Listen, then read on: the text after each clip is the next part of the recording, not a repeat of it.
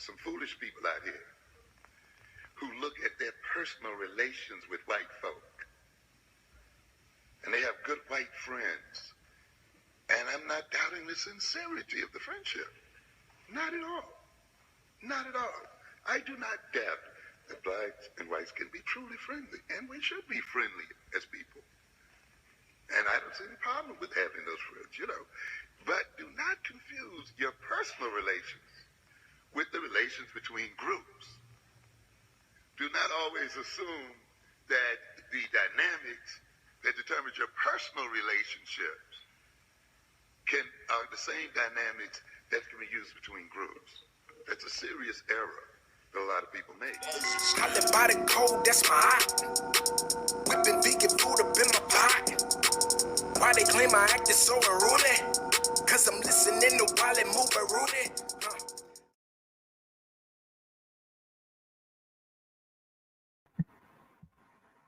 Some foolish people out here.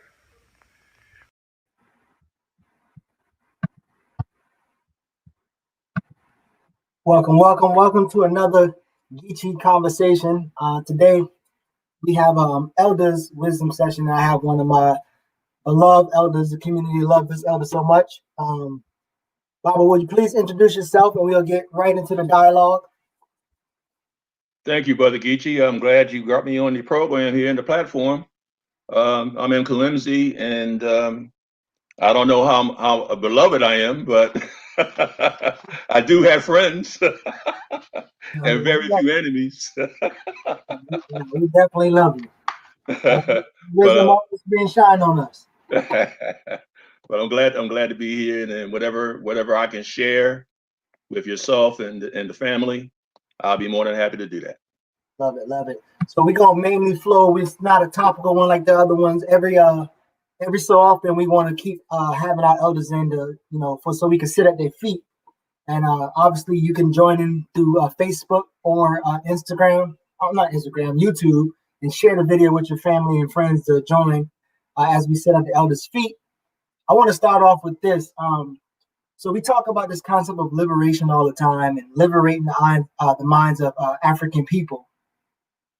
And I want to get your thoughts and idea about doing that, given the situation that we're in with this break in intergenerational relationship. Like the youth and the elders are not so much connected. And how do we go about just starting to mend that relationship, but also raising the consciousness of both the youth and the elders in our community? Yeah, that is so a great question, man. You start me off with a heavyweight, huh? It's a multi-layered, multi-dimensional, and multi-generational issue for the most part.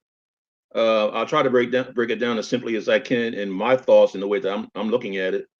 I believe that the vacuum that we experience here, which contributes to the so-called vacuum, empty space between the older generation, some of the elders, and the younger generation, even the younger scholars. A lot of it is so much a personality conflict situation. We just happen to be so emotional as a people, and I do discuss that in our recent book that we just came out with co-authored by myself and Elder Olatunji Nwamba. We talk about how we have these issues as people. So it's also irresponsible, and that may be too strong a word, to look at who has the heavyweight stance on this particular situation. Who's at fault? The young people, the old people? I think we all have to generate the same amount of blame.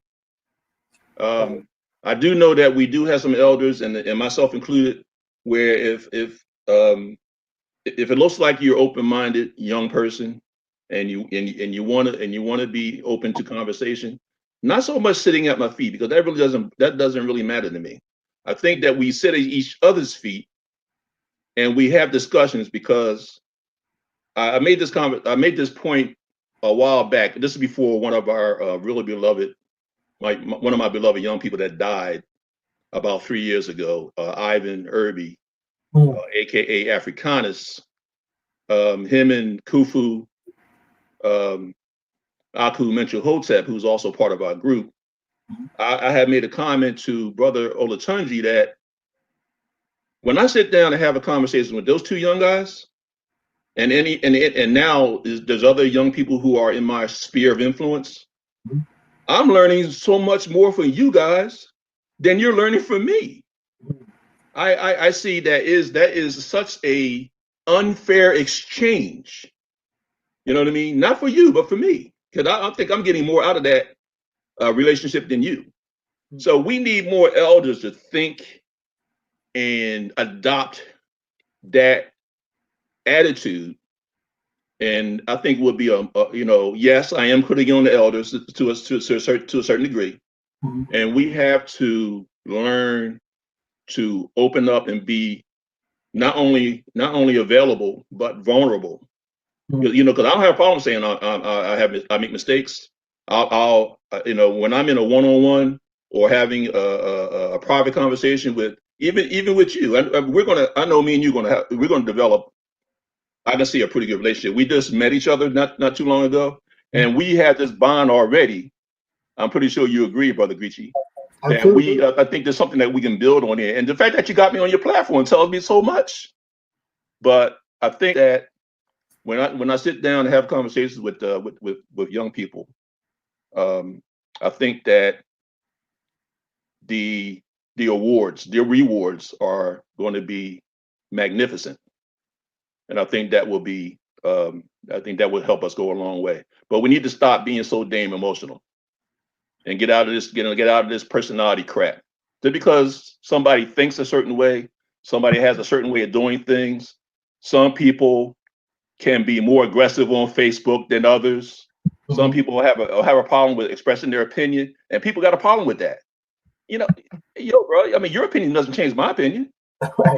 You know what I mean? So why are you so emotional because somebody voices their opinion? It's multi-layered, it's multi-dimensional, it's multi-generational, but we can get there. We open ourselves up and be vulnerable, and don't be afraid to ally some criticism, because you're going to get criticism. You're going to make some mistakes. Just be vulnerable and learn from it. I love that, especially taking ownership for maybe the responsibility of being an elder in the situation. And the next thought or question I have is like, so when you think about like culture and then this concept of free will, like youth don't come in out the womb with culture. There's something that the elders already kind of preset. So I want to hear your thoughts on this, because I would actually put some of the onus on youth as well a little bit. Obviously the elders started, but and knowing that there's some kind of rules or some kind of culture that we have to contribute to, be a part of. So I want to get your thoughts on like this concept of free will. And do you think it like creates this idea of like rugged individualism, this whole concept of free will? I'm not, I want to say that we're talking about a Christian concept to a certain degree. Yes, I think we all have free will. There's no doubt about that. We come out the womb and we learn based on our culture. What we are exposed to, what our predecessors exposed us to as children. Our parents, and obviously their parents and their parents before them, their ancestors. What has been passed down, and what do you experience as a child coming out of the womb? So free will is relative, but I believe that what is the cutoff of not being responsible for making irresponsible decisions, even though you have free will? What's the cutoff? What's the date? What's the year? Is there a certain amount of maturity that has to be achieved? There's a certain amount of wisdom that a person has to gain. Where do we start being responsible for our free will and those decisions that come out of that concept? I'll call it the Christian concept of free will, because when you're dealing with a traditional African cultural spiritual system, which is one of those things that I'm pretty sure we'll get into a little later. When you talk about that, those things are already in place in the African mindset, in that culture, in that nation, in that village, in that tribe. So, those standards are now already there, because you see, your parents and your parents before him saw your ancestors do it. Your parents saw your grandparents do it. Now you see your parents do it. You see how the village and how the nation, how the tribe, how they work and interact with each other. So what is free will? You know what I mean? What is really free will? So yes, you make a decision to date who you want, to marry who you want, or whatever. But when it comes to the nation, I'm not so sure whether you got free will or not, because you should be building towards the betterment of your people and of your culture. Yeah. Do you think sometimes that because I know, like, I assume rugged individual can develop from this concept of how we using free will, but also just like some kind of form of escapism, like not having to deal with certain things and not be accountable to a group. And I hear elders and young people kind of give this rhetoric, but like, so is your final assessment is kind of like we probably should pivot away from that word, or like how you feel about this? You just put it in great perspective, man. No, not at all. Pivot away from it. There's a certain amount of relevance to it. But I forgot exactly how you just put that, but are we responsible for it? Yeah, we have to be responsible for what we do based on the concept of free will. Yeah, I mean, I say Christian based because that's what you hear a lot in this paradigm. Mm-hmm. But I'm not so sure where you hear a lot of that in African society. I mean, I read a lot of books based on African culture, and I don't know if I ran across that word so much. Right. With free will. So it's just a concept that's coming to my mind as you're bringing it to my attention. And again, we're free flowing here, so I'm pretty sure other people have other opinions about this. But no, don't discard free will. I mean, obviously we have it, we can use it, but we have to be responsible for those decisions that come out of free will. We have to be responsible for that. Right. Yeah, I appreciate that. So if anybody have any questions or responses, definitely come in the chats. So Bob, you said something earlier about the youth and the elders intergenerational breakdown, and I would like to guess or assume that majority of us should come to the conclusion that there's this constant attack on African people's mind. Some coin it menticide. Like, do you have like some practical steps that like youth and elders can do to like overcome this? Like, it's like the work has to be done, right? From my opinion, like the work has to be done, and you have to actually go into that process of doing that work.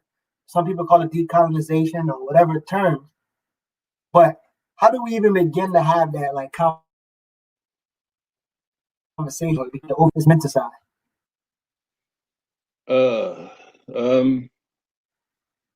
Man, you're throwing some heavyweight questions out here, bro. And you can speak from like advice to elders, also just give some advice to the young people too, because also what I see, especially I guess more in the relatively conscious community, like we'll read this book and all of a sudden everybody else should know, so we just kind of like it's still some kind of schism or fracturedness or whatever, or we'll just hold on to some comfortable things that being dominated affords us. So it's like they've got us normalizing certain things, again practicing escapism on other things, but like how do you suggest it, especially for both groups? How do you suggest us to start to either overcome this? What are some step one? Yeah, I mean, step one is common denominators, man. There's no way that we can move forward without common denominators. We have to figure out what's going to be the common denominator that's going to unite us on a philosophical, on a practical sense. We have to be objective rather than subjective in our mindset. So what are the common denominators? We can't be all kinds of religions all over the place and expect to have this so-called working relationship with each other, because we have a natural boundary based on our dogmas. You can't expect to have a nuclear center discussion about the future of your nation when you have people who are loyal to other things outside of the African experience. And what I mean by that is, and anybody, and I'm not meaning to disrespect anybody, but if you're loyal to Islam, if you're loyal to Christianity, if you're loyal to Hebrews, if you're loyal to all those different philosophies, there's only so far that philosophy is going to allow you to connect with your fellow Africans. Because at some point, your dogma is going to say, I disagree with that. I cannot go with that. And the common denominator has to be, quote unquote, the disappearance of those foreign alien philosophies.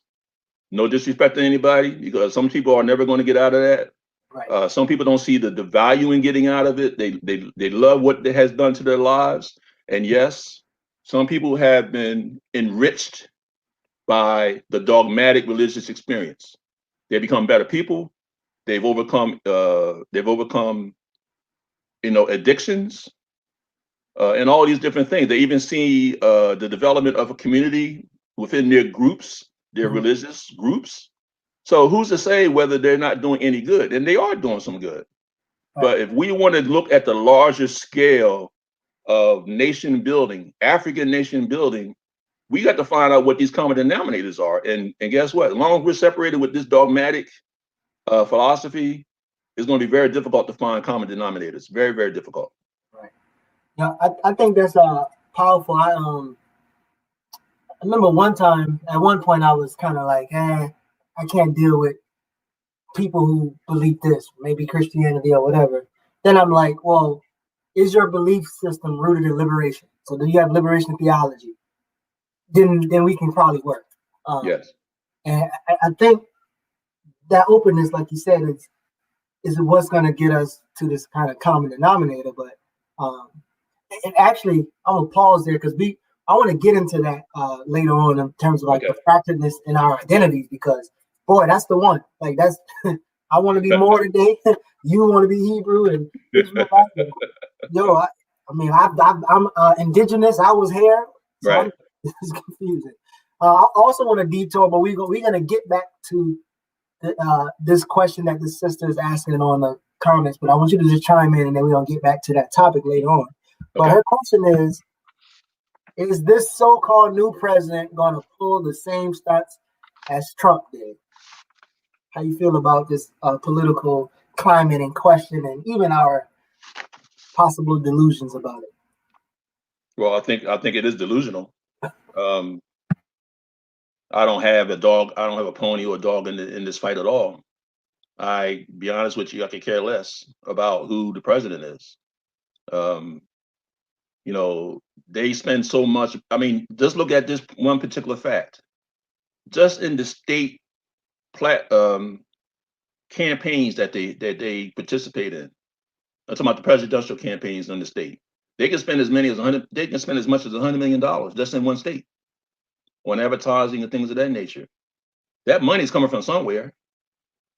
And and if you happen to win that so-called prize, you got a lot of people that you need to take care of. So whether they look like they are moral, they have this fantastic moral compass, whether the vice president is mixed or black or half Indian or whatever, and you can identify with her, whether Biden has so-called learned his lessons from 40 years ago and doesn't want to lock all black people up like he said that he wanted to do before. When you get beyond all that and you think you agree with them that these people have changed, understand one thing. they still owe people a whole lot of flavors. So I don't know how we get around that. So Right. I'm not gonna delude myself and think that things are going to change. Yeah, I mean the climate may change a little bit because Trump was such an opportunist. I don't think that he was so-called a pure racist, white terrorist, white supremacist kind of guy. I just think that he's an opportunist that will use any situation that will get him what he wants, Mhm. and that included using those KKK white supremacists, white nationalists to get him that White House when he was running against Hillary Clinton. That's exactly what he did, and he did it this time, but he got a little slicker. You know, he started getting people out of jail. You know, black people out of jail. He started doing some things. He passed a couple of initiatives. Oh, see, look, man. You know, Trump is for the black man now. He's just an opportunist, like all the rest of them. Right. They're gonna say and do what they want to do. So no, I'm not gonna delude myself on a new president and a new vice president. And a lot of it's going to depend on what what their cabinet is going to be, the people that they bring in. Take a real close look at who they're bringing on their cabinet. Who's going to be the Secretary of State? Who's going to be there? Who's going to be in their embassies? Who's going to represent them in you know, the Office of Education and all those different things? Right. You know, that's going to determine the you know, the policies that go forward, and then you'll see where the money's who they're repaying. Who those favors are going back to. You'll see it then based on their platforms and their cabinet choices. You'll see that. Yeah. Myself and one of the members of our group, we have this lecture called Real, and I'm explaining this because reason why we create the lecture because I feel like our misorientation of Black progress is really jacked up, right? So we look at amelioration and call it liberation, and we look at representation and call it expiation, saying that we're repaired. And so the title is Real, so it helps us like know the difference between something that's ameliorative and something that's liberating. And at best, especially if you don't even have an agenda to push, you don't have a block voting or group consciousness, you know, you probably will get some, you know, crumbs from the table. So it's it's discouraging at times that so many people are just, I guess, I don't know, unaware that their progress is actually almost nil. You know, it's like literally almost nil. But if you see one of those people in the cabinet take a knee with kente cloth on and throwing up a black face, we made it. Like we made it. We on TV. It's kind of like frustrating because the European has been able to weaponize words, and I want to get into the next question. The European has been able to weaponize words, and the European subject, which is the Negro, whoever else you want to call us, we weaponize things when we don't understand it. So, for instance, the concept of Hotep, so if Baba starts speaking some critical thought, right, data behind it, right, he's a Hotep, and you just write people off. So, in this world of Hotep being demonized, Hotep, again, how are we gonna raise people's consciousness in this like anti-intellectual, anti-African environment that we seem to exist in? Yeah.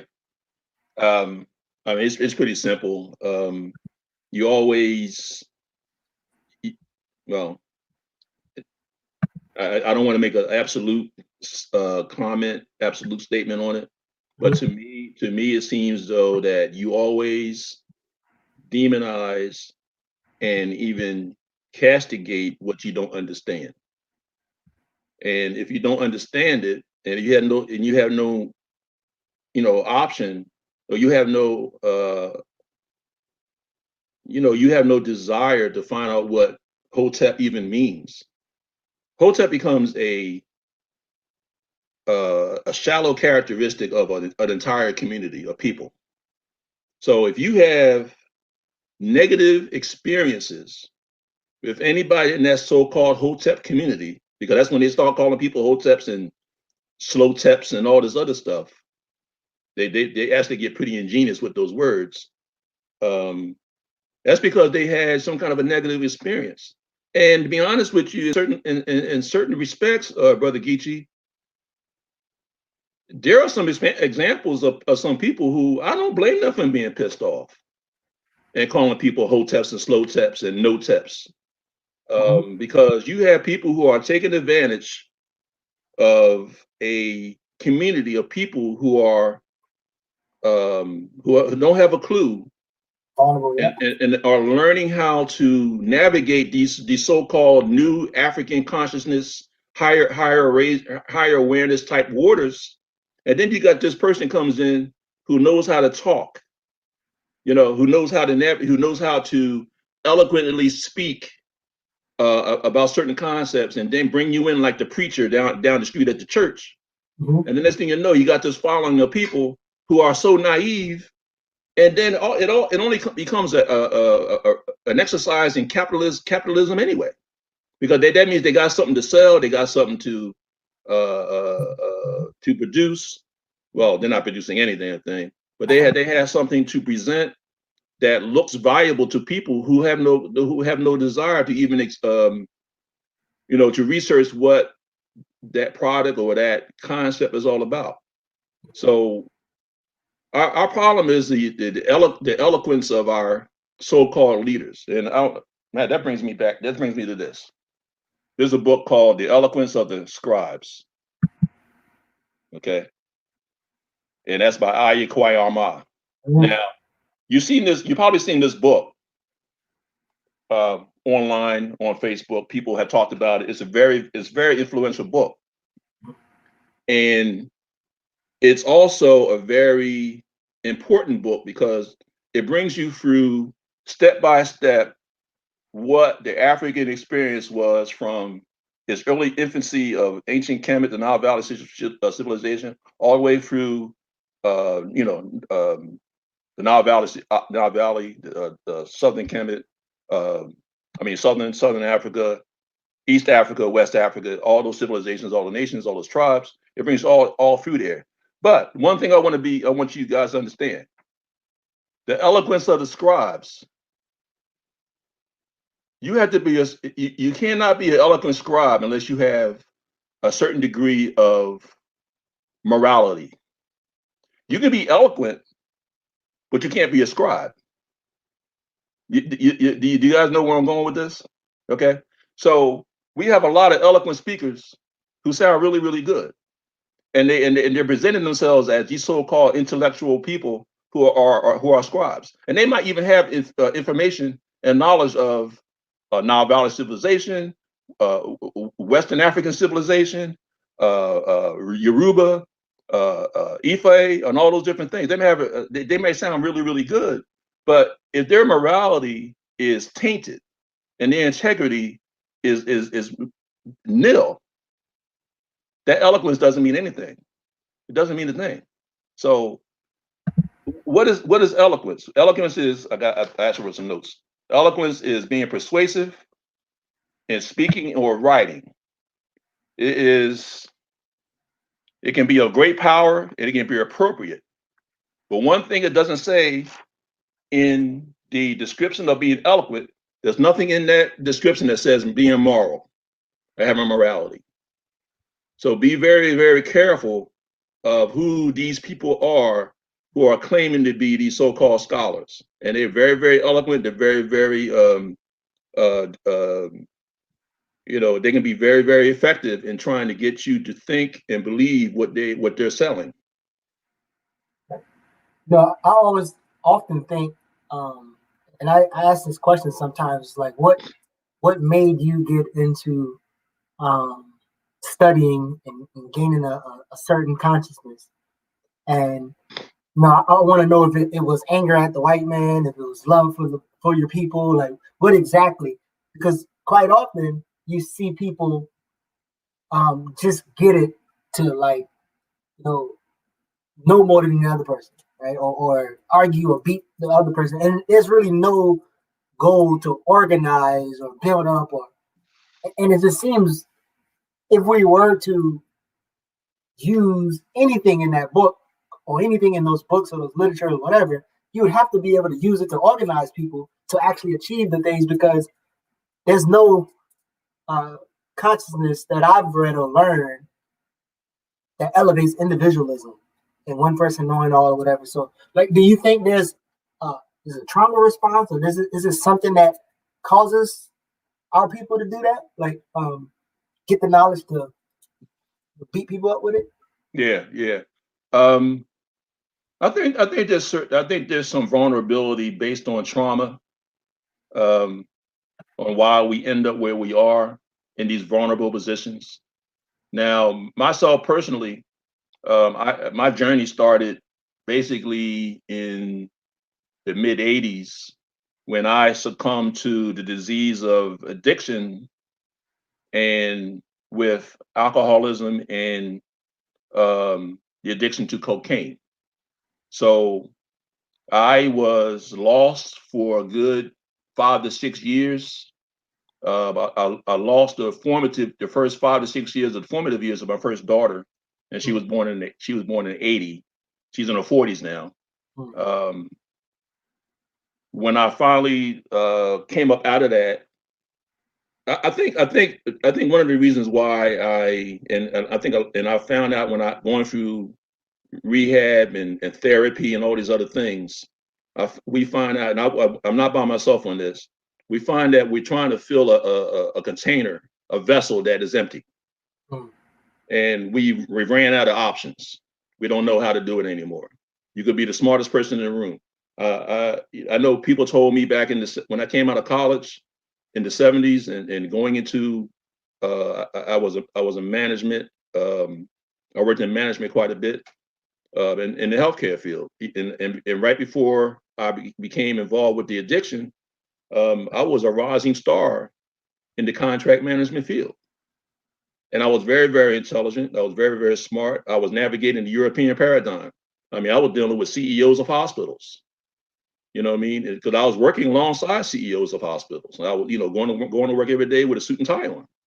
And I had, at my height, I think the Cleveland Clinics out in Cleveland, there's that campus by itself is 5 million square feet. And we actually made that a district where the day shift became a region and the night shift became a region. And I went out there and I ran that. In order for you to go from one side of the campus to another, you had to use a golf cart. That's how big the Cleveland Clinics is out there in Cleveland, the Mayo Clinic. So it wasn't, so yeah, I had everything going for me. I just didn't understand why my relationships didn't work out. I couldn't relate to the opposite sex. I mean, I had no problem with the opposite sex, but when it came down to having a long-term and an effective relationship, there was always some barriers there. And I think we're both, and looking back on it, I think we both were, the people I ran into anyway, we both were sick, didn't know how to handle relationships. But I say that to say this: I had to come out of that somehow. So I went into recovery, and because I had lost everything, I had to find out what a higher power was all about. Okay, I had to find a power greater than myself, because at that point, everything that I tried didn't work. So they tell you in AA and CA and OA, find something that works. If you don't want to deal with a Jesus Christ, or if you don't want to deal with a God, look at that damn chair across the room and use that as your higher power. You use anything that's that's outside of you until you get the strength where you can start doing some things on your own. And that's exactly what I did. I mean, I parroted everything I heard. For a while, Jesus Christ was my Lord and Savior. In the first year or so in the rooms of recovery, Jesus Christ was my Lord and Savior. I just said what I had to say to get the hell out of there. Right. Because I didn't know how to navigate those waters. Eventually, after 2 or 3 years of working in menial jobs, I got my next step into the field. I was actually asked to come to Newark, New Jersey, and work at a large hospital, which was St. Michael's. Anybody that lives in that area knows about St. Michael's. Pretty large hospital, 2 million square feet, had about maybe 150 employees, and I was back. You know what I mean? I was back and doing what I was doing. I was loving what I was doing. And while I was there, I found some people who were African conscious. That was African centered. So yeah, I went to my recovery, program, went to my meetings, but also met some pretty good people who are African centered, and I started looking at other options, and I started reading books and things of that nature. And the next thing I know, when my youngest daughter's mother got very sick, developed multiple sclerosis, and I had to take custody of my younger daughter. I had to leave that job, move to Philadelphia, but because I'm originally from Philadelphia. I bought a house. I brought my daughter in to raise her as a single parent, and I started working at a hospital in Delaware, which is a 35, 40-minute ride. Everything was local, everything was nearby, and I met more people in the Philadelphia area who were African centered. So eventually, I let go of all that Jesus Christ stuff, all that higher power, God, and everything else. I started looking at Nile Valley civilizations, and I guess about 15 years in is when I started really getting serious about Kemetic, what they call Kemetic science. And so I'm not so much into Western, Western African civilization philosophy. I'm concentrating on more Kemetic spiritualities, and that's where I'm at right now. Okay. Appreciate that story. That's a powerful story. People resonated with the story. Mama Valerie said that you're telling her story. It sounds the same. So there's this notion that, and rightly so, if Europeans are supposed to educate their permanent victims, permanent enemies, they will probably educate them in a way to think that what they're educating them is universal or their center. So we just go about life and just not know that there's different centers of looking at the world. So I want you to briefly explain, especially from your perspective, like what is a African-centered consciousness? What does that mean? What does it look like? How do you begin to describe an African-centered consciousness? We call that a Safo. We call that warrior philosophy. We call that the philosophy of nation building. If you are not in the mindset of building the nation, you're not African centered. You can say you're African centered all day long, but if you're not trying to build, if you're not making if you're not doing the kind of work that contributes to the art and the purpose of nation building, that means educating your people, educating the youth, educating children, putting together programs such as yourself, educating the broader community of Africans. You need to be doing something that is contributing to the well-being of the wide scope of the African community. And like you said before, there's a lot of people who have different mindsets. They're in different religions, they're in different dogmas, but they'll come to you or us or anybody who are trying to do the positive thing of educating our people, and they'll support your platform and and what you're trying to do. So yes, it could be anything that is contributing to the upliftment and the educational purposes of African people worldwide. So I wanna, we promised to get into that thing that you just hinted to. One of the biggest issues, and I'm young, so I guess I'm not that young, but I'm 37. But one of the biggest issues I keep running into is this, like, I'm a Hebrew, I'm a Moor, I'm a Christian, like this fracturedness in our consciousness. It's like you can't even get to step one without this. Like, why? Why is this? Why is this happening? I mean, I guess we could know why, but why is this remaining to happen? Why is this such of a big problem? And how do we? I know you said like finding the common denominator, but like, how do we just like come to terms with that from a historical standpoint? Maybe are there some tips or pointers that where people who might be confused where they need to go look and study? but what can we do about this like fracturedness? Even in the people who call themselves revolutionary, this fracturedness that we have, and how can we move forward? And I know if you remember, Baba Kobe Cambone was talking about if the liberation train was coming, Right. like too much stuff in your bag. Like, how do we start to break that up? The ideology has to be a philosophy. You know, we have to be, we have to turn our ideologies into common, you know, what you said, the common denominators. It has to be a philosophy. And the only philosophy that I can see that can actually change what you said is this fracturedness of our identity is that the philosophy has to be responsible science, responsible research, and responsible journaling. So when everybody's on the same page, and you're looking at, and you're not emotionally, and I talk about it in the book about integrity. I go from critical thought to integrity, and then of course Elder Olatunji takes it to the next level in the rest of the book. But when you get to integrity, you get past the critical thought, get to the integrity. You cannot be emotionally tied to whatever that subject matter is that we're looking at. So until you separate yourself and stop being subjective, these philosophies you're talking about, the so-called moral philosophy, the Hebrew Israelite philosophy, I'm not even going to say religions, just philosophies. The Hebrew, what is Black African American philosophy? I don't know what that is.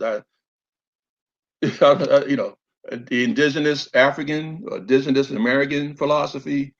They got this. They got this ADOS thing going on now. I think that, I mean, I'm confident that if you looked at the information that I looked at and researched, there will not be no room for those things. You know, if you responsibly looked at things in a scientific manner, and my good brother who was part of the University of Kenya Press, the Ka Kilimanjaro, talks about the science of journaling, and we're talking about the what, the where, the who, the why, the when, and then the how. And then you have to correlate those things and notate those things on some kind of a notebook or index cards, and then order them in a chronological, historical, and logical way. Now, in order for you to do all of what I just said, there's got to be an objective morality involved there. Okay, so if you don't, in your mind, if you're not objectively moral, not subjectively moral, objectively moral, if you are not objectively moral, you cannot make those decisions to move on past those philosophies in order for us to gain common ground. So in order for you to get over here to the African-centered modality, you're going to have to let these other modalities go. And the only way you can do that is by to look at the information in a very, very honest, and I'm talking about from the muscle, that big muscle that we have in our chest. If you're coming from the muscle, not from the brain, and being objectively moral about things, then you'll make the correct decision to move on past those other modalities, these so-called philosophical modalities. Is it going to happen in our generation? No. It's going to be a while. So we have to pass that down to our children. As I'm talking to you, my brother Geechee, as I talk to other young brothers who I know that's in my sphere of influence, they'll talk to their children, and their children, when they get grown up, you become the elders. When I leave out the scene, you're going to be the elders, and then your children will be the elders, and hopefully 2 or 3 generations down the line, we may reach that, you know, that sweet spot, that sweet spot of objective morality. But until then, we're just too, excuse my language, we're just too goddamn emotional. Man, that's so powerful. The bunch of people talking about the objective morality, because it's actually hard to um, help people come to terms with. Now, you know, the right side and the left side of the brain. You have the critical, uh, logical, and you have the emotional, spiritual, artistic. Not to diminish that, it's just that if you have this, it enhances that. Exactly. Right? So I think if you put some emotions behind something that you well vetted, like seem like it'll get us some places, right? Yeah, it's Um, okay. It's okay. right. And I remember saying to somebody, and it was on. Most people agreed, but one person couldn't get what I was saying. I was like, great leaders focus on raising people's consciousness more than they focus on raising people's behavior. Yeah. The purpose they couldn't get it. I'm like, no, it's like if my consciousness is raised, instead of you saying, hey, stop playing sports and come plant some food, once my consciousness is raised, the way I play sports and the way I entertain or reach people is going to be more centered in the African consciousness or whatever consciousness is given. So, man, I love that objective morality. That's something that hell, any conversation you can think of, like it's Yeah. hard not to come heavily emotional. You know what? It's that sweet spot that we strive to get to as a people, and we'll get there eventually. But it's going to be a while until we get there. So I wanna go um to that election thing, right? Were there anything else that you noticed like about the elections and Biden? Now I caught this, but most of the things I don't pay attention to them because it's not what I want to give my energy to. But there was this heavy propaganda campaign of blaming black men either way you can go. Oh, the black man didn't vote, and that's why Trump going to win. And even when Trump lose, they were like, "Oh, majority of black men vote for Trump." So it's like I don't know if you caught that, but what are some things you caught in this election, this election environment or holiday, what we want to call it? And what are some do better moments to our people? Like do better. We have to do better and stop listening to those talking heads, man. You know what I mean? I think there may be some truth and there's always truth in some stuff that comes out. How much they how much they exaggerate it or what. There's always going to be some kind of propaganda involved, especially when you're dealing with the media talking heads. But yeah, it really hurts me. It hits me right in my soul. It hurts real. It hits me real deep when I see a black man with a Trump flag and a MAGA hat, and you know what those things represent. You know what I mean? And yet you think that because you are going to ally yourself on that side of the fence, that you're going to get special dispensation. You know what I mean? Or you're going to get privilege. And we found out that when Herman Cain was going around kissing, the Republicans' ass and going into all these so-called fundraising events without a mask on, Mm, that black man died of COVID-19. mm, Not one mention was made of that man. I'll say sacrifice for the Republican Party. Not mm. one thing was said about Herman Cain dying from COVID-19 on the side of Republicans. He was just used, just like all the other black people will be used, because that's exactly what they do. They're opportunists. Politicians are opportunists. They're going to do what they do. So if they can get you on this side of things and parade you out front, say, see, look, you got one of your leaders is out here. You got Herman Cain going to our fundraisers without a mask on. But yet when he died, I don't remember seeing, I don't know, maybe somebody in the audience or somebody who's listening to this show, maybe y'all seen it, but I didn't see nobody mention. None of the talking heads, none of the shows talked about Herman Cain dying, and they were sorry, the Republican Party saying that we're so sorry that Herman Cain died from COVID-19. He was a good man. I don't remember seeing that at all. Nah, I see You know it. what I mean? So if you think you're getting special privilege, because you're aligning yourself over to the side of the Republicans, over to Donald Trump, and I think you're highly disillusional. I tell you one thing I saw that pissed me off, and I was hoping that our people paid attention.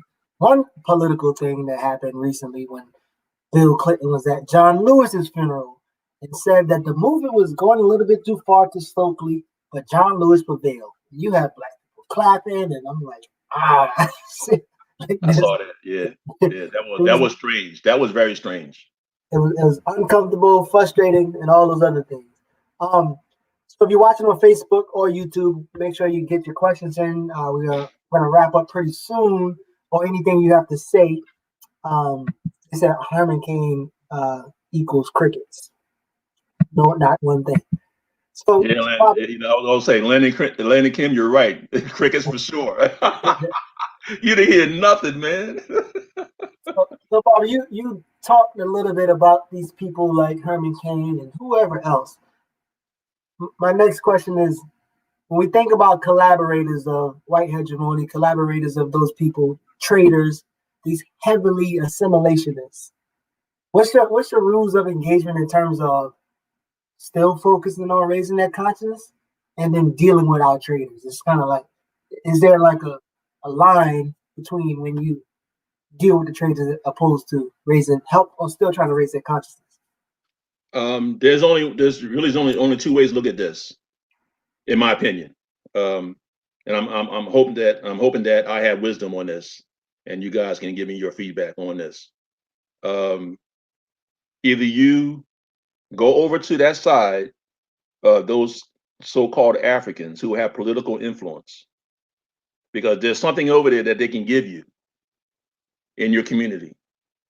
And if you think that you can do it without having to give anything back to them or to cause conflict within your moral compass, then I say, yes, it's okay to engage somebody who may be in the political sphere of influence and see what you can get from them, especially in your community. I mean, you get those federal dollars, get that money, man, However, that particular individual still has certain loyalties that they are there, that they're responsible for.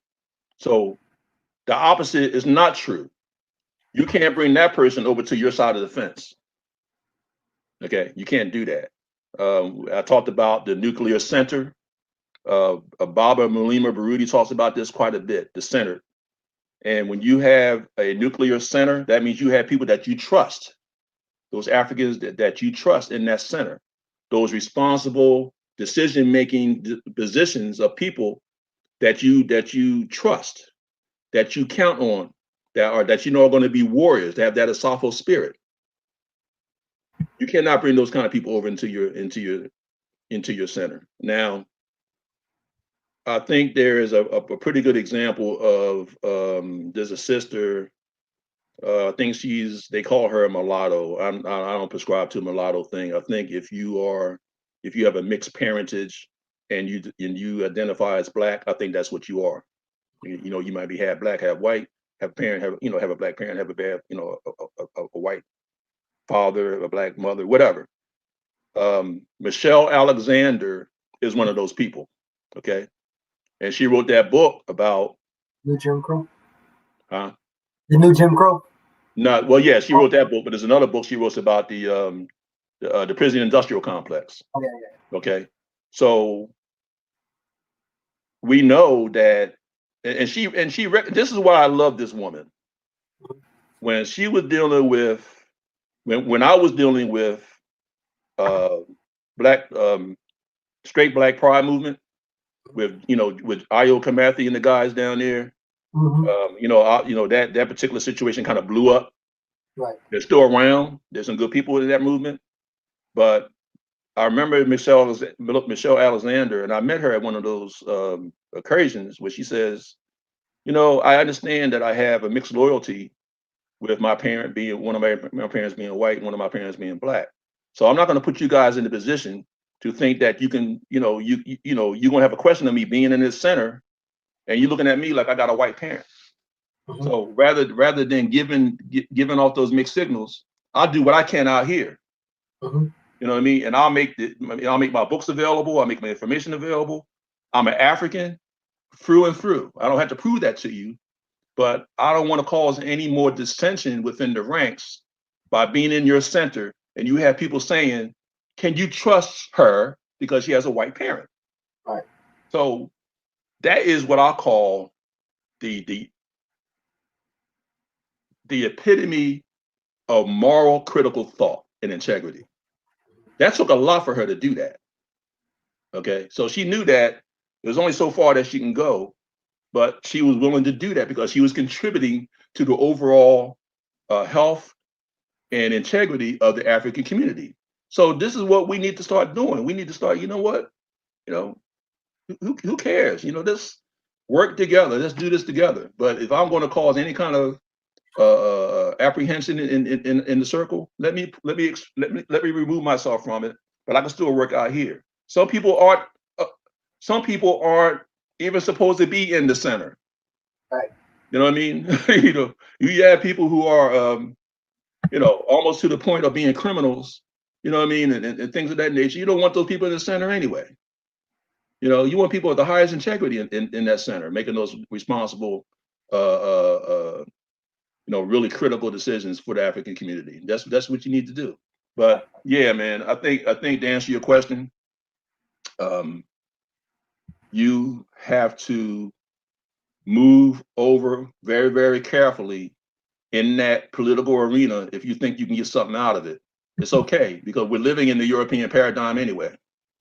We're being affected by their laws and their rules and their standards.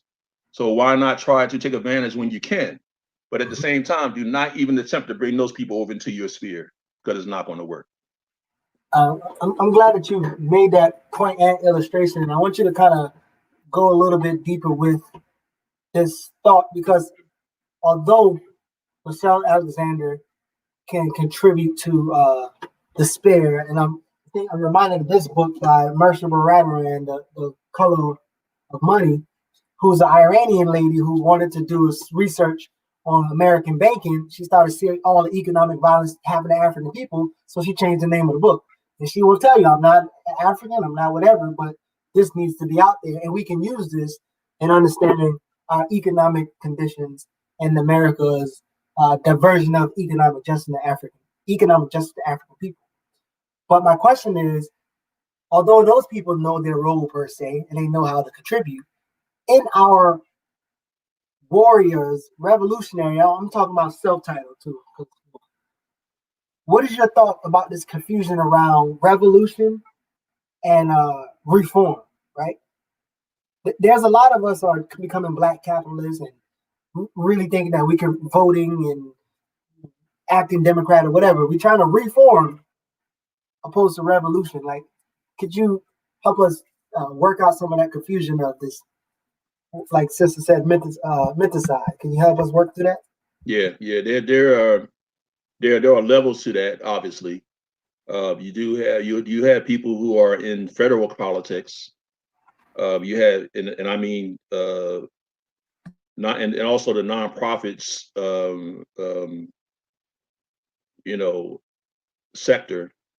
Because when you're dealing with nonprofit sector, you're going to be inevitably involved with government because you're getting government funded. And then you have state politics, which is really just another form of feudalism, where you have your king, you have your crown princes, you have your dukes, and you have your earls. These are just little nations involved a larger nation. The larger nation only makes sure that we are surviving on a global scale, maintaining our military bases and things of that nature. So we have little kingdoms inside a larger kingdom, where we need to look at on a political scale is on the local level. Now, everybody's not going to leave here and go to Africa. That's going to be impossible. There's going to be some of us that's going to have to stay. I do know that there's a thing going on now where the sky is getting ready to fall, and the Nazis going to kill all black people. I understand there's a lot of that talk going on, and you should be prepared for that in that possibility. You should have self-defense should be at the top of your list. But if you're going to be here in the United States, then you need to prepare on a defensive level, but you also need to do the things you need to do on a local level and get involved in politics. There's no other way around it. They're going to keep passing laws and passing legislation to affect your everyday life. So why not get people involved and get these lobby organizations involved and put pressure on your local politics, on your local politicians. Now, that would be the part that you talked about, where you have people who are into not the nation building part. No, that's not the revolution part. Yeah, The act of being revolutionary would be to actually leave here and try to change your circumstance completely. That's a revolutionary act. And that means going to Africa or wherever that may be, having your own nation, your own political situation, your own political party, a whole new system. Unfortunately, I hate to say it, but if you're living on this planet Earth, you're going to be involved in the global economy. There's no ifs, ands, or buts about that. So, yeah, I mean, the act of being an act of revolutionary mindset. That's a very difficult thing to maintain. Not in this paradigm. Very, very difficult.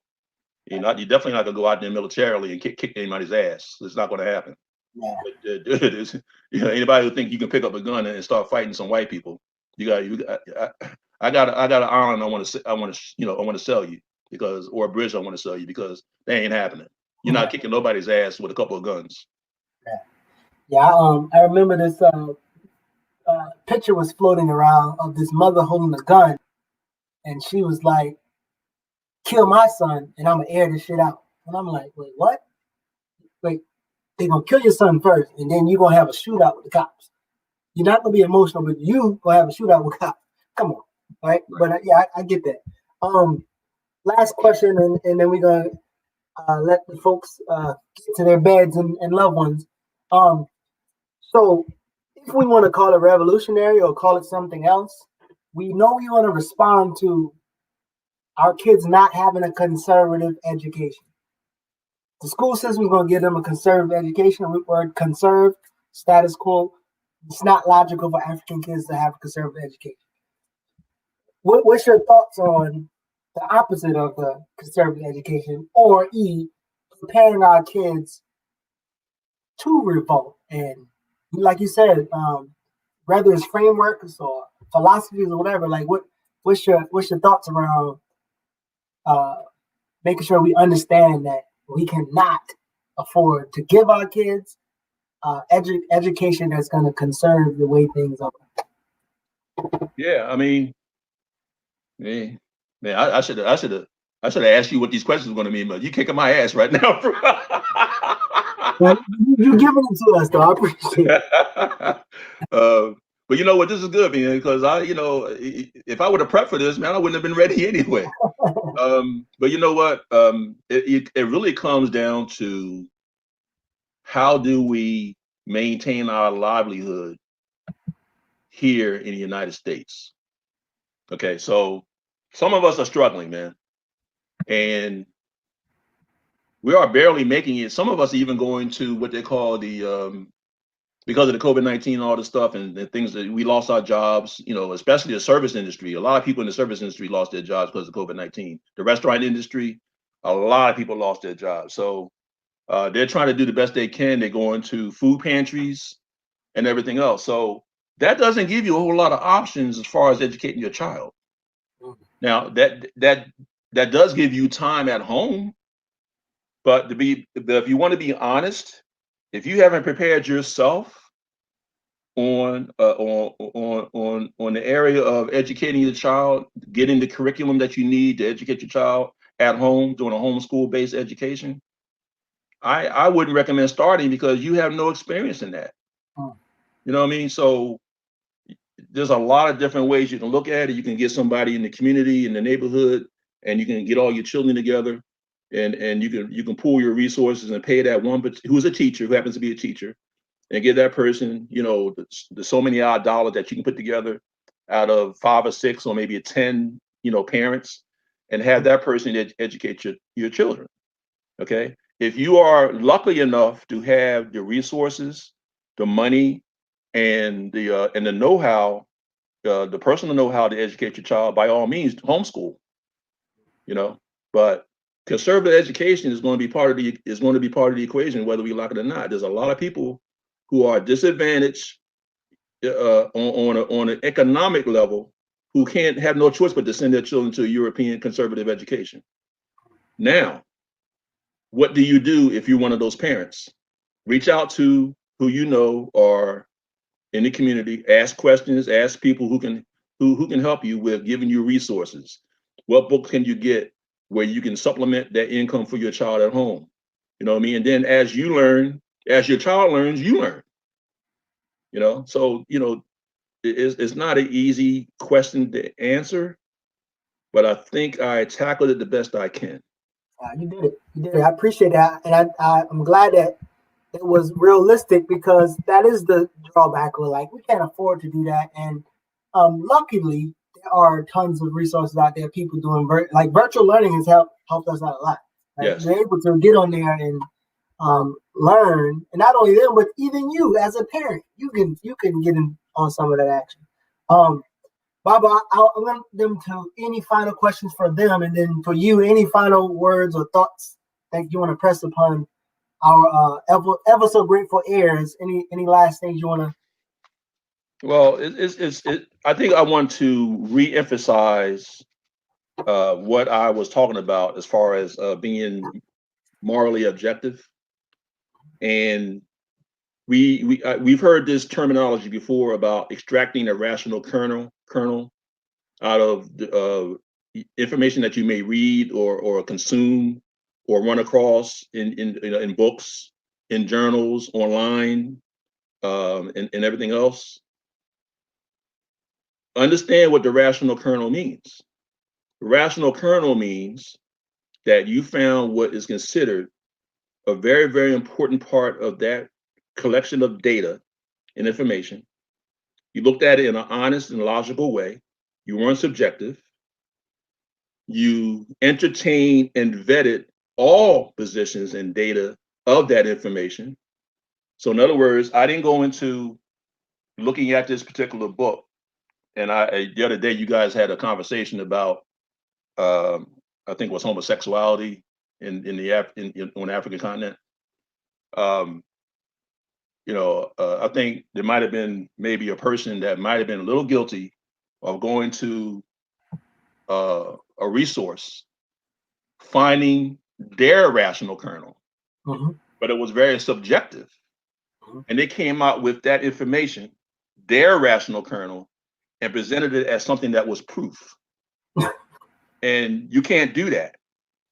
So until you take all the positions of that data, that includes you're supporting the possibility of homosexuality, what you consider the acceptance of the homosexual lifestyle on the continent, and then the other part that says, well, let's not be so fast. There really wasn't any wholesale acceptance of homosexuality on the mother continent before the era of colonialism.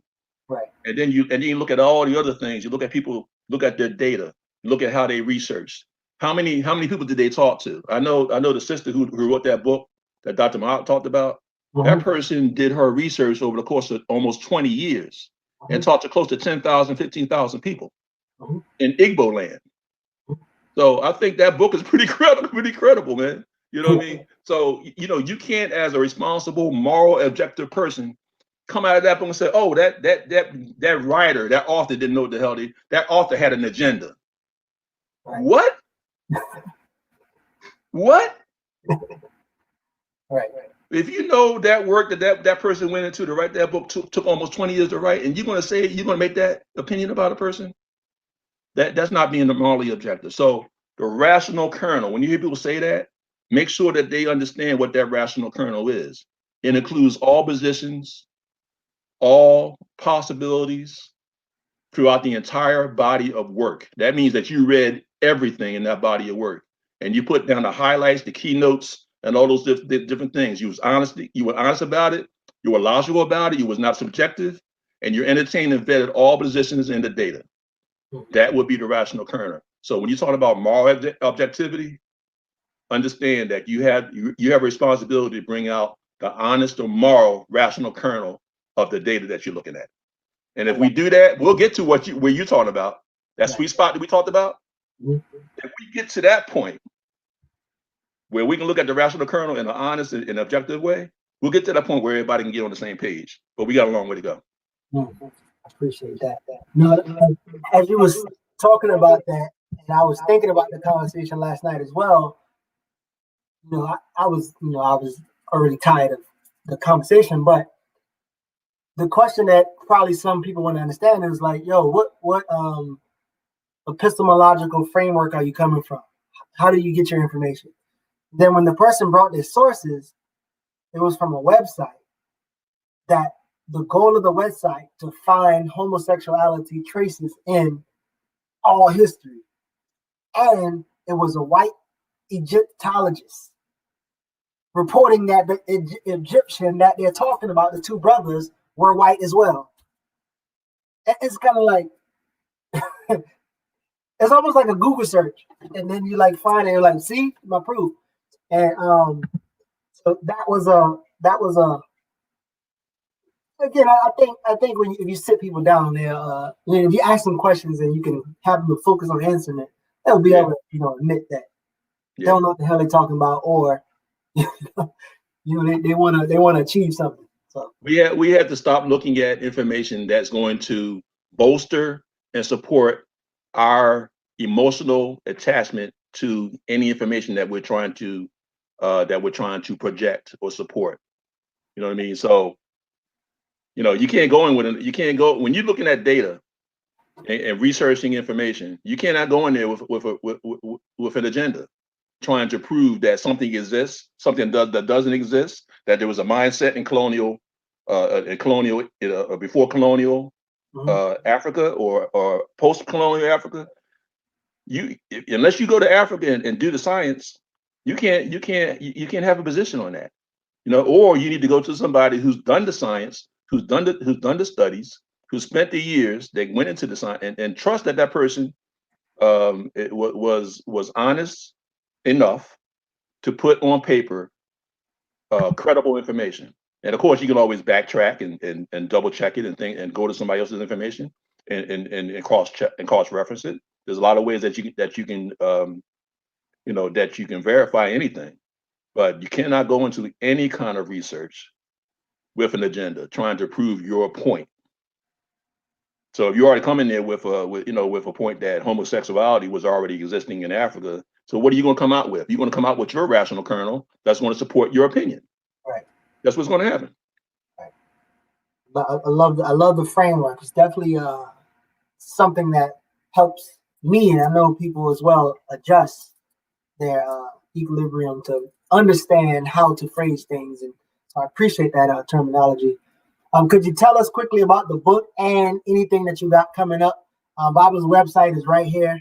But you and Baba Olotunji, can you tell us about that book? Yeah, we did this. I don't know if you guys can see that. Okay, yeah. Raising awareness, past, present, future. My brother Olatunji Mwamba, myself. We're pretty happy with the responses that we got. We went through 2 printings already. We're nearing the end of our 2nd printing, and we're really happy with the response of people. And you know what's funny, Brother Geechee, the people that we thought was going to support the book really didn't. Yeah. Yeah, they really didn't. And I'm not going to say on any individuals, but for some, and that may be a personality thing where they may not like something that a certain person has done or said. There may be something with me, but there are people who historically who we've supported over the years, and those same people have not supported us.